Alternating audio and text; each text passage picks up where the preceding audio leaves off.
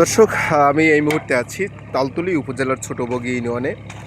এখানে তালতলী এবং ছোটবগির যে রাস্তাটার কাজ চলমান আছে, সেই কাজের চলমানের সেই কাজে যে কতটা নিম্নমানের সামগ্রী ব্যবহার করা হচ্ছে, এটা যদি আপনাদেরকে একটু দেখাই তাহলে বুঝতে পারবেন যে এখানে কতটা আসলে নিম্নমানের সামগ্রী দিয়ে এই ব্যবহার করা আছে। দেখেন, এইটা ডলে গেছে।